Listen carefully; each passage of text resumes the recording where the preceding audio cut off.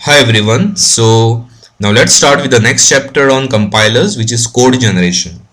So this chapter is everything to do about generating the final object level code. So what are the different addressing modes which are available to us?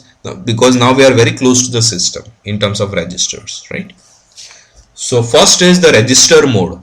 Register mode is one in which register R contains the operand.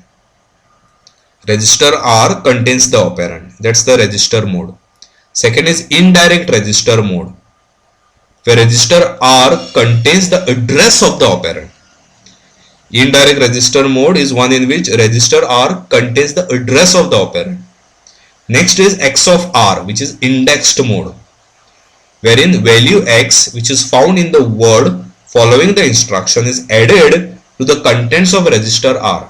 I repeat, value X, which is found in the word following the instruction, is added to the contents of register R to produce the address of the operand. Next is hash of X, which is immediate mode. The word following the instruction contains the literal operand X. I repeat, the word following the instruction contains the literal operand X. The next is indirect indexed mode. Here value X is stored in the word following the instruction, is added to the contents of register R to produce the address of the word containing the address of the operand.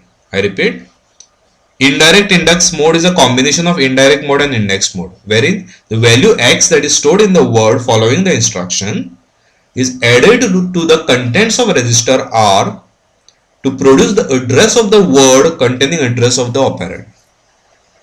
And final addressing mode is absolute, wherein the address of X follows the instruction. Okay. So next I will explain to you all what is next use information. Suppose there is a quadruple I which assigns a value to A. Suppose there is a quadruple I which assigns a value to A. If quadruple J has a as an operand and control can flow from quadruple I to J along a path that has no intervening assignments to A, then we say quadruple J uses the value of A computed at I. Right? Suppose there is a quadruple I which assigns a value to A. And if there is a quadruple J that has A as an operand, and control can flow from quadruple I to J along a path that has no intervening assignments to A, then we say quadruple J uses the value for A computed at I. Okay, so having found the end of the basic block, we shall scan backwards now to the beginning, recording in symbol table for each name A whether A has a next use information in a block, and if not, whether A is alive on exit from that block. Okay.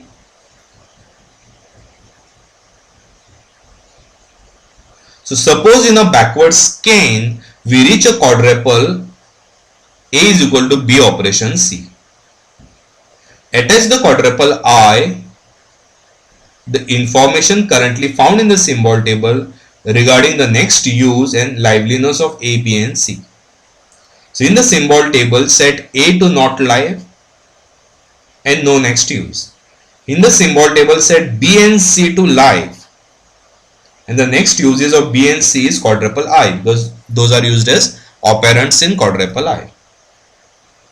The next explanation is a register descriptor. Register descriptor keeps track of what is currently in each register. Register descriptor keeps track of what is currently in each register. We shall consult this register descriptor whenever we need a new register. As code generation for the block progresses, each register may hold the value for 0 or more names. Now we'll learn what is an address descriptor. For each name in the block, we shall maintain an address descriptor that keeps track of the location where the current value of the name can be found at runtime. Okay, for each name in the block, we shall maintain an address descriptor that keeps track of the location where the current value of name can be found at runtime. The location might be a register or a stack location. Okay, or it can also be a memory address or some set of these. So now let's learn the code generation algorithm. So for learning the code generation algorithm, it uses a function called getReg. So this is a code generation algorithm, but it uses a function called getReg or getRegister. So first we'll learn the getReg function, and after we know how to get a register, let's use them in code generation algorithm. Okay, so getReg function returns the location L to hold the value of A for the assignment statement A is equal to B operation C. I repeat, getReg functions returns the location L to hold the value of A for the assignment statement A is equal to B operation C. If the name B, if this name B is in the register that holds the value of no more other names, and B is not live and has no next use after execution of A is equal to B plus C, then return register B for L and update the address descriptor of B to indicate that B is no longer in L. Okay, I repeat, if there is a name B which is in the register that holds the value of no other names and B is not live and has no next use after execution of A is equal to B of C, then return the register B for L and update the address descriptor of B to indicate that B is no longer in L now, because I am giving L to this operation now. Failing point number 1, if I am not able to give that location L in which the B is there, then return an empty register for L if there is one. So if I can't get a register using step 1, check whether there is an empty register for L, and if there is one, give it.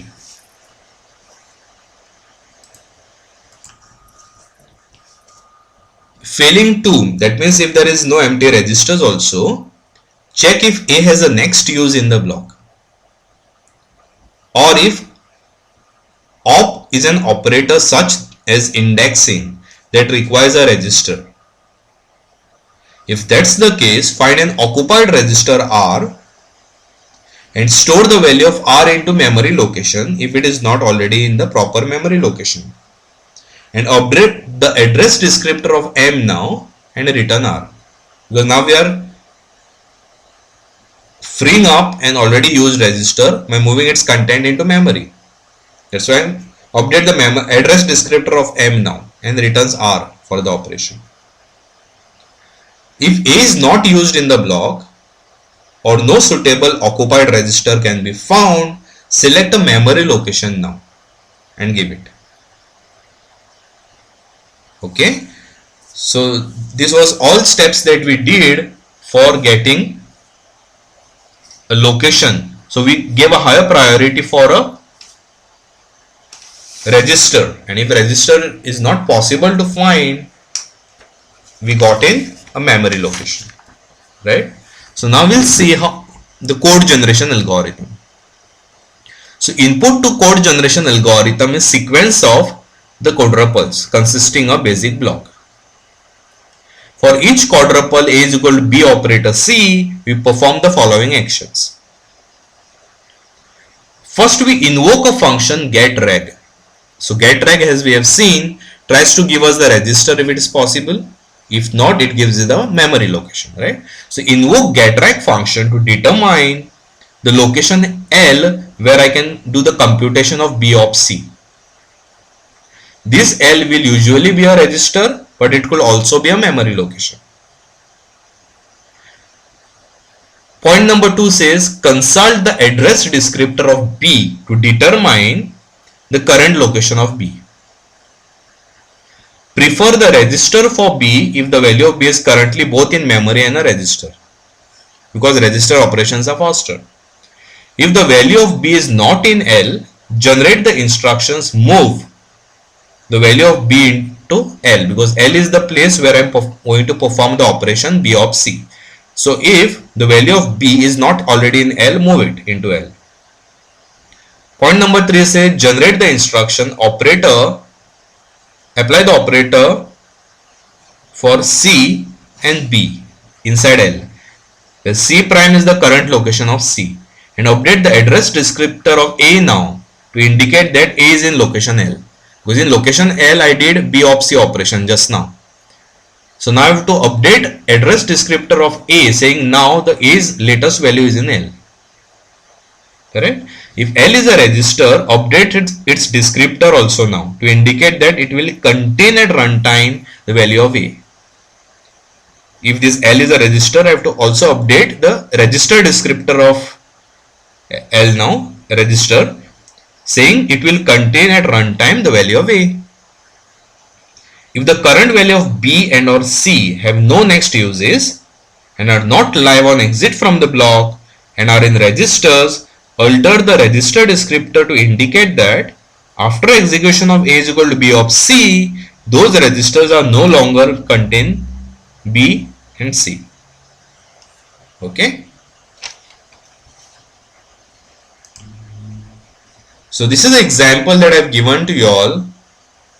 This is example A minus B plus A minus C plus A minus C. So this was converted into 3 address code. A minus B I put it into T. Sorry, A minus B I put it into T. A minus C I put it into U. Okay. T plus U I assign it to V. And V plus U, which contains A minus C, I assign it to W. Simple. So this is a 3 address code for this statement. And now I am showing to you all for each of the quadruple, each of the 3 address code, what are code generated, what are the register descriptor contents at that point, and what are address descriptor contents at that point. So let's start with the first one. A minus B, you assign it to T. So what is the code generated? A you move into register R0, then you subtract register and B, put the result in register. Okay. So what is the register descriptor? At this point registers are empty. Then R0 contains T. What is the address descriptor?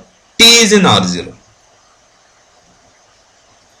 About the next statement, we are moving A into R1. We are subtracting C with R1.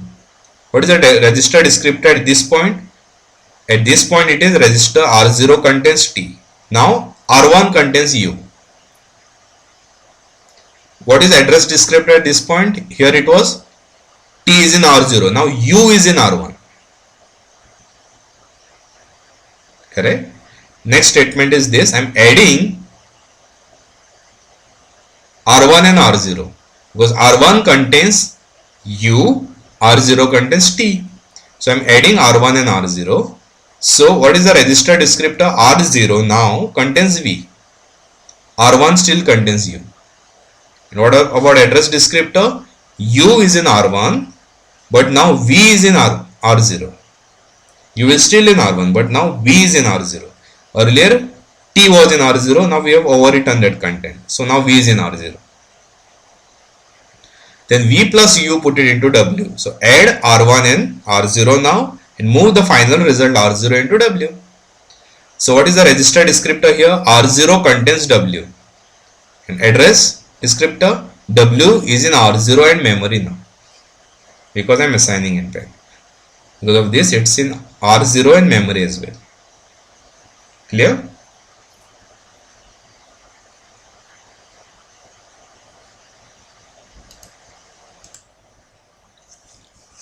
Now we will see the code generation for other types. First is code sequence for indexed statements. A is equal to B of I and B you assign it to A of I. These are the index statements. So let's see how the code sequence is for indexed statements. So first let's take this one example. A is equal to B of I. So I take compute B of I and I assign it to A. So first is, what if this I is in the register? Then I access B of Ri and I assign it to R. R is the target location where A will point. So if this I is in register, the cost is only 2. Moving it 1 plus 1, right? If this I is in memory, then I have to first move from memory to register and then do this operation. So cost have increased to 4.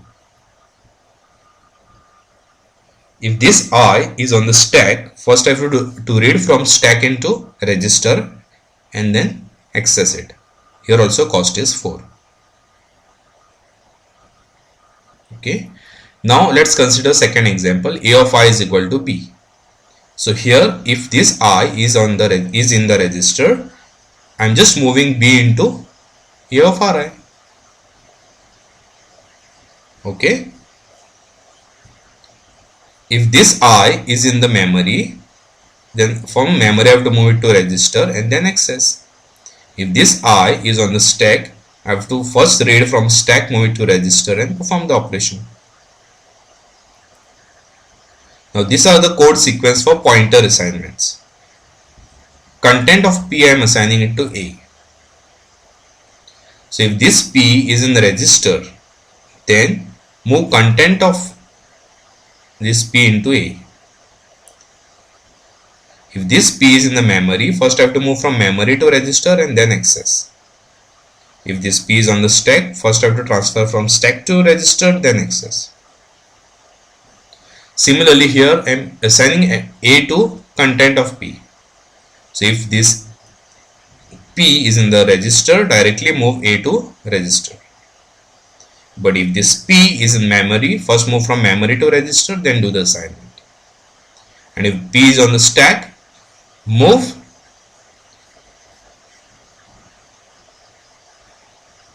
A to register and then move that to the stack. Okay. So in the next chapter of compilers, I am going to start with a chapter on runtime environments. Thank you.